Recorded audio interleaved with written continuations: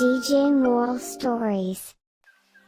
बल्लू अब अपने बंदर के साथ गांव वालों के पास आ जाता है, क्योंकि वो गांव वालों से किया गया वादा भी तो पूरा करने वाला था। उसके शरीर के जख्म भर चुके थे और उसके चेहरे पर जीत की एक नई चमक साफ नजर आ रही थी। बल्ली भी बल्लू के कंधे पर बैठा हुआ बल्लू के गांव में पहुंच चुका था। बल्लू भी अब गांव के चौपाल पर खड़ा हो जाता है, चारों ओर गांव वालों को जमा कर लेता है और बल्लू अब ऊंची आवाज में सभी गांव वालों को अपने पास बुलाता है और उन्हें अपने पास बुलाने के बाद सभी गांव वालों से कहता है, गांव वालों, मैं तुमसे वादा करता हूँ कि जो जमीन, घर और खेत तुमसे बलिया ने छीने हैं, मैं उन्हें वापस ला कर दूंगा। अब यह अन्याय नहीं चलेगा। बलिया को गांव वालों का हक उन्हें वापस करना ही होगा। गांव वाले अब बल्लू की बातों को सुनकर तालियां बजाने लगते हैं, लेकिन बल्लू गंभीर बना रहता है।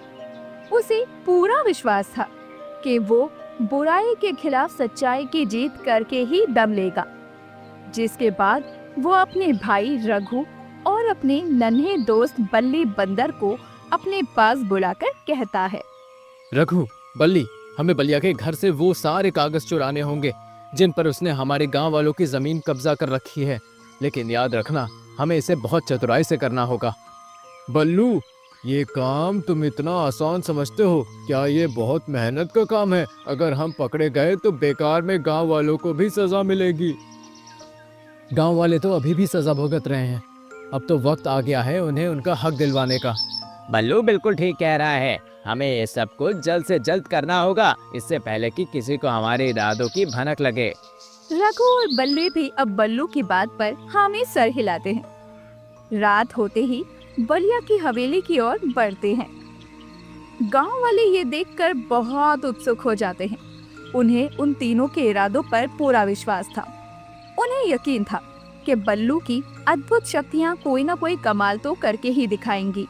बल्लू भी आगे बढ़ता है और अपनी माँ और अपने पिताजी और अपनी बहन से और भाइयों से और सभी गांव वालों से हिम्मत के साथ कहता है, माँ, बापूजी, दीदी, भाइयों और मेरे गांव के सभी लोगों, मैं आप सबसे एक सत्य छिपा रहा था, लेकिन अब समय आ गया है कि मैं आपको बताऊं कि प्रभु हनुमान ने मुझे एक आशीर्वाद दिया है। बल्लू, तू कौन से आशीर्वाद की बात कर रहा है? माना तू हनुमान जी का बहुत बड़ा भक्त है, लेकिन ऐसा कौन सा आशीर्वाद तुझे मिला है जिससे हम सभी लोग अनजान हैं? आज मैं आपको सब कुछ सच सच बताऊंगा। गांव वाले बल्लू की बात को सुनकर हैरानी से एक दूसरे को देखने में लगे हुए थे, क्योंकि बल्लू जो बोल रहा था गांव वालों को उसकी बातों पर यकीन ही नहीं हो रहा था। बल्लू अपना हाथ उठाता है और अपनी 5 दिव्य शक्तियों को गांव वालों के सामने प्रदर्शित करते हुए कहता है, मैं अपनी हथेली उठाकर हवा में घुमाकर एक तेज पानी की धारा निकाल सकता हूँ, क्योंकि मेरे पास है जल को नियंत्रण करने की शक्ति। और ये देखिए गांव वालों, मैं अपनी मुट्ठी से अग्नि को भी प्रज्वलित कर सकता हूँ और इसी से दुश्मनों का संहार कर सकता हूँ। लेकिन जैसे ही मैं अपनी मुट्ठी बंद करूंगा, आग गायब हो जाएगी। अब ये देखिए गांव वालों, मैं अपने पैरों को जमीन से उठाकर हवा में उछलकर जमीन से कुछ फीट ऊपर तैर सकता हूँ। मैं किसी भी पक्षी की भांति दूर आसमान की ऊंचाइयों में उड़ सकता हूँ। देखिए, मैं आपको करके दिखाता हूँ। क्यों हो गए ना आप सब लोग हैरान मेरी शक्तियाँ देखकर? बिजली की शक्ति जमीन पर वापस आकर अब मैं आप सभी लोगों को दौड़ कर दिखाता हूँ। अरे बाबा, तुम में तो 5 तत्वों की शक्ति है। तुम तो सच में इस संसार पर विजय प्राप्त कर सकते हो, दुश्मनों का संहार कर सकते हो। हनुमान जी ने तुम्हें हमारा मसीहा बनाकर भेजा है, इसलिए तुम्हें 5 तत्व की शक्ति मिली है। गांव वाले हैरान और रोमांचित होते हैं। माता पिता एक दूसरे को देखते हैं और उनकी आंखों में डर और गर्व की भावना दोनों ही एक साथ झलक रही थी। उन्हें जहां बल्लू की इन सारी शक्तियों पर गर्व महसूस हो रहा था कि वो अब गांव वालों का उद्धार कर पाएगा, तो वहीं बल्लू की जान का डर भी उन्हें सता रहा था कि कहीं इस उद्धार के चक्कर में वो अपने बेटे से हाथ ना धो बैठे। बल्लू की माँ ने बल्लू को समझाते हुए कहा, बेटा, ये शक्ति तुम्हें बहुत सावधानी से इस्तेमाल करनी होगी। शक्ति का अहंकार विनाश का कारण बनता है। मैं नहीं चाहती कि इन शक्तियों की वजह से मैं अपना बेटा खो दूं, इसलिए तुझे भी अपना ध्यान रखना होगा।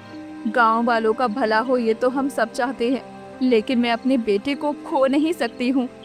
हाँ बिल्कुल, तुम्हारी माँ बिल्कुल ठीक कह रही है। हम तुम्हें खोना नहीं चाहते। हम हर तरीके के दुख का सामना कर सकते हैं, लेकिन अपने बेटे की मृत्यु को देख नहीं सकते। बेटे के दूर जाने का विकल्प माँ और बाप को अंदर से खोखला कर देता है।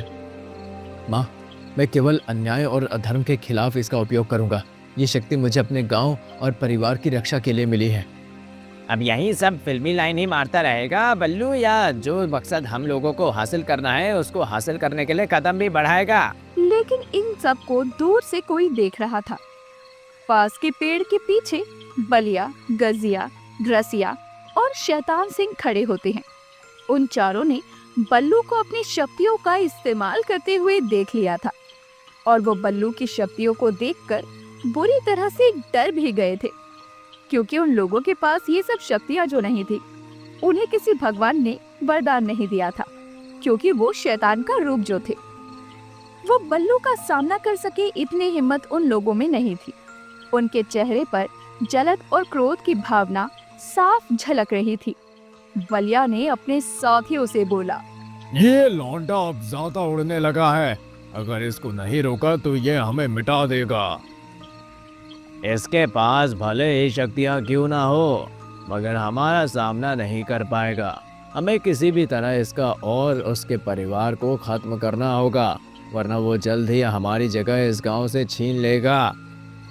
कोई बात नहीं, हम चारों भाइयों में इतना दम है कि हम ऐसे हजारों बल्लुओं का आराम से सामना कर सकते हैं। तुम्हें कोई भी चिंता करने की ज़रूरत नहीं है।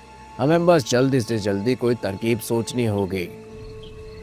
जो तरकीब सोचनी है जल्दी सोचो। मैं जल्द से जल्द बल्लू की बहन से शादी करना चाहता हूँ। अगर हमने सोचने में ज़्यादा समय लगा दिया तो बल्लू की बहन के हाथ पीले किसी और के साथ हो जाएंगे। मेरे पास एक उपाय है। भाइयों आओ, मैं तुम्हें बताता हूँ। चारों हंसते हैं और एक नई साजिश को बुनने लगते हैं। इससे पहले कि बल्लू अपने साथियों के साथ कुछ कर पाता, उससे पहले ही दुष्ट बलिया और उसके गुंडे बेचारे मासूम गांव वालों पर हमला कर देते हैं। वो छुपकर पूरे गांव में आग लगा देते हैं। लोगों की फसलें जलने लगती हैं, लोगों के घर तबाह होने लगते हैं, बच्चे भी आग में फंस जाते हैं। औरतें अपने बच्चों की जिंदगी के लिए चिल्ला रही थी। लोग डरकर इधर उधर भाग रहे थे। बल्लू गांव की रक्षा करने के लिए आगे आता है। बचाओ बचाओ, कोई मुझे बचाओ, मेरा दम घुट रहा है। मैं इस घर के अंदर फंस गया हूँ, मुझे कोई बाहर निकालो, मैं जल जाऊंगा। मेरे गांव में आग किसने लगा दी? मुझे इन सबको बचाना होगा, वरना मेरा गांव तबाह हो जाएगा। बचाओ बचाओ, कोई मुझे बचाओ। तुम्हें डरने की कोई जरूरत नहीं है। मैं आ गया हूँ, मैं तुम्हें कुछ नहीं होने दूंगा। बच्चे चलो मेरे साथ। नहीं, मुझे डर लग रहा है, मैं जल जाऊंगा। अभी तो असली वक्त है जब डर का सामना करना है।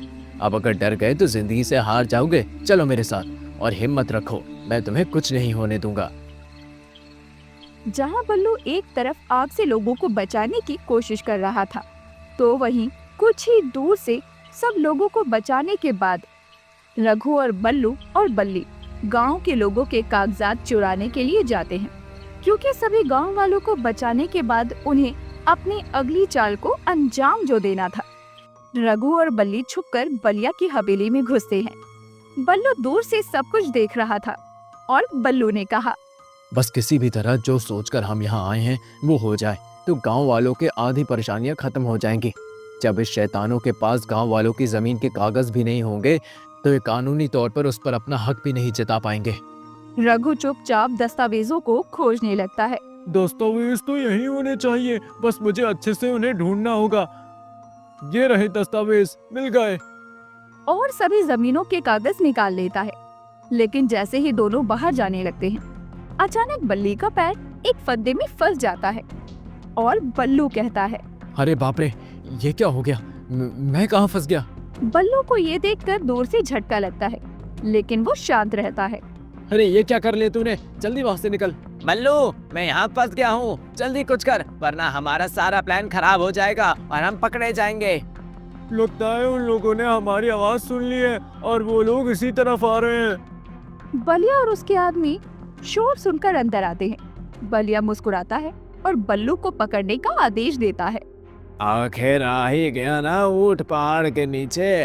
अब मेरी शिकन से बचकर कहाँ जाओगे तुम सब। अब देखता हूँ तेरा बल्लू तुझे बचाने कैसे आता है। जब बल्लू सभी गांव वालों की मदद करता है तो मैं तो उसका दोस्त हूँ। मुझे बचाने के लिए उसे तो आना ही होगा। तुम मेरी चिंता मत करो। वो अगर यहाँ आ गया तो तुम सबका क्या होगा ये सोचो। ठीक उसी समय बल्लू बिजली की गति से हवेली में घुस आता है। उसकी आंखों में आग जल रही थी। वो हवा में उड़ते हुए बलिया के आदमियों को गिरा देता है, बल्ली को मुक्त करता है।